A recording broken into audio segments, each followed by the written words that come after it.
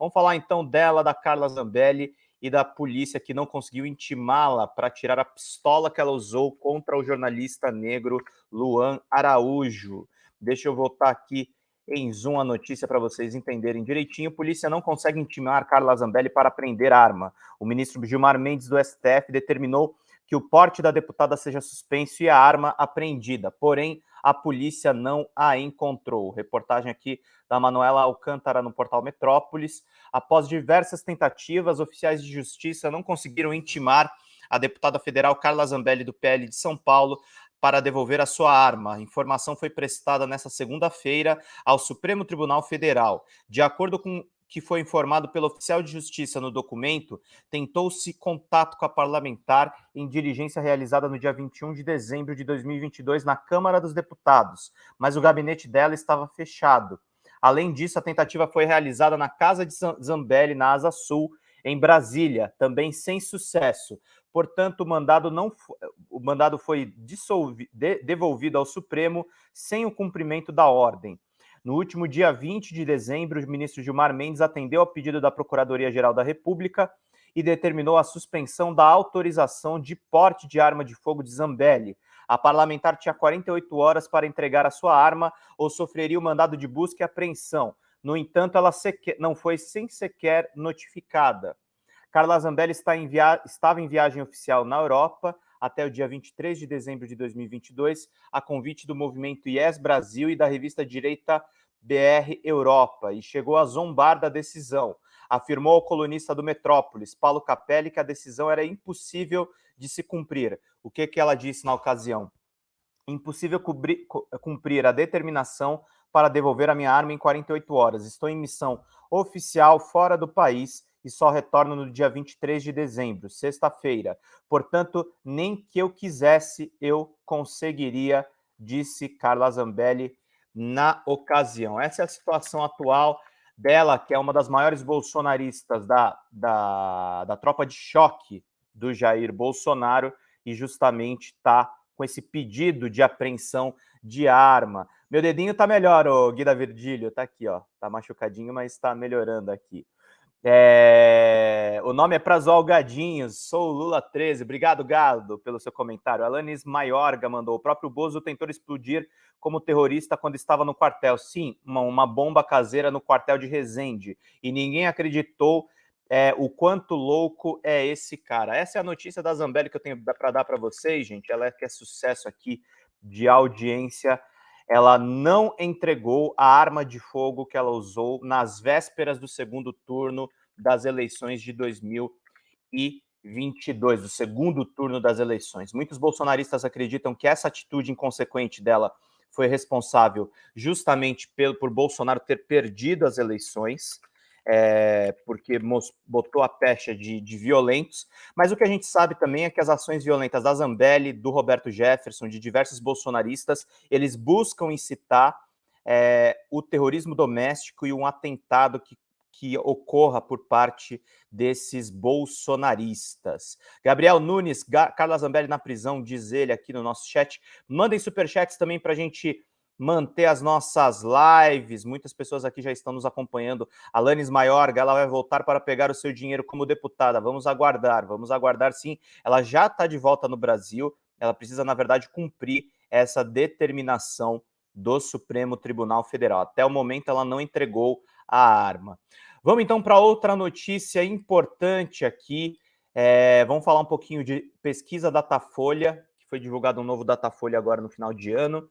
Vamos acompanhar aqui essa pesquisa importante. Datafolha, STF melhora imagem e é mais bem avaliado entre os críticos de Bolsonaro. Para 31% dos entrevistados, o tribunal tem realizado um trabalho bom ou ótimo. Vamos então para essa matéria aqui. Alvo de ataques do presidente Jair Bolsonaro e de seus apoiadores, o STF, Supremo Tribunal Federal, teve uma melhora significativa na taxa de aprovação em relação ao meio do ano, aponta a nova pesquisa Datafolha, feita entre os dias 19 e 20 de dezembro de 2022. A rejeição, por sua vez, oscilou para baixo, no limite da margem de erro. A maioria das pessoas considera o trabalho do Supremo como regular. Para 31% dos entrevistados, o STF tem realizado um trabalho bom ou ótimo. outros 31% avaliam como ruim ou péssimo. Na pesquisa do final de julho, os índices eram de 23% para bom ou ótimo e 33% para ruim ou péssimo. A mais recente pesquisa Datafolha ouviu 2.026 pessoas em 126 municípios em todo o Brasil e tem índice de confiança de 95%. A margem de erro é de 2 pontos percentuais para mais ou para menos. Os que consideram o trabalho do Supremo como regular são 34%, uma variação de 4 pontos para baixo em relação à pesquisa realizada há 6 meses. Há ainda 4% dos entrevistados que não souberam avaliar o desempenho da corte. O índice de aprovação é o mais alto entre os que reprovam o desempenho da gestão Bolsonaro, que é 42%. A taxa de reprovação, por sua vez, é mais alta entre os homens, 36%, do que as mulheres, 26%. Entre os mais instruídos, 40%, e entre os mais ricos, 61%. E entre aqueles que aprovam o atual governo. Esse recorte do Datafolha é muito importante, gente, porque ele coincide com o recorte do eleitor do Jair Bolsonaro. Muitos dos mais ricos e dos mais escolarizados, infelizmente, votaram no Jair Bolsonaro e eles fazem parte dessa meiuca que a gente consegue ver aí, que é justamente são as pessoas que atacam o Supremo Tribunal Federal. Instigados muito, o vídeo imortal da Zambelli nesse mês, que está sendo motivo de protestos na Suprema Corte, essa viagem dela para a Europa, é que muitas vezes ela ataca o Supremo Tribunal Federal e ela instiga os generais 4 estrelas a não deixar que Lula suba a rampa no Palácio do Planalto. Vamos continuar aqui vendo os dados que são interessantes desse Datafolha. A nova rodada do Datafolha ocorre após a conclusão do processo eleitoral, marcado pela investida de Bolsonaro e seguidores contra a cúpula do Judiciário. Responsável pela organização das eleições, o TSE, Tribunal Superior Eleitoral, é composto por ministros do Supremo, incluindo seu presidente atual, que é o Alexandre de Moraes. Ao se lançar como candidato, Bolsonaro reiterou os ataques aos ministros e disse que esses poucos surdos de capa preta têm que entender o que é a voz do povo. O mandatário afirmou que, sob o seu governo, a população tomou conhecimento sobre o que era o Supremo. Em resposta, o público entoou vaias e palavras de ordem como o Supremo é o povo. Durante as eleições, o TSE ampliou os poderes de Moraes e permitiu o endurecimento do combate às fake news e à disseminação de desinformação. O modo de atuação do ministro resultou, por um lado, em várias decisões para tirar páginas de redes sociais de políticos do ar e bloquear canais bolsonaristas, e, por outro, em críticas do presidente e de seus apoiadores. Partes das determinações do magistrado ocorreu no âmbito do inquérito da Milícia Digital, que tramita sob sua relatoria no Supremo. Tramita sob a relatoria do Alexandre de Moraes, um inquérito que foi instituído pelo Dias Toffoli e tem como relator o Alexandre de Moraes. Após a conclusão do pleito, Moraes ainda teve forte atuação contra o bloqueio das estradas e atos antidemocráticos promovidos por simpatizantes do presidente em frente aos quartéis.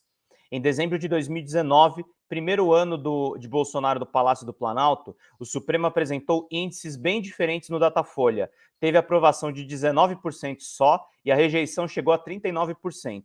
No ano seguinte, porém, já na pandemia da Covid-19, o tribunal atingiu resultados melhores nos levantamentos do Instituto. Em maio, chegou a 30% de avaliação como bom e ótimo e 26% como ruim e péssimo. Em 2021, a taxa de aprovação da Corte oscilou para baixo, ficando em patamares entre 23% e 25%, e os índices de rejeição ficaram entre 33% e 35%. Entre os fatos mais marcantes do tribunal no ano passado, Luiz Inácio Lula da Silva teve as condenações na operação da Lava Jato, aí a sacanagem clássica da Folha de São Paulo, né? Da Operação Lava Jato, anuladas pela Corte e reconquistou os direitos políticos, o que reabilitou a disputa eleitoral de 2022.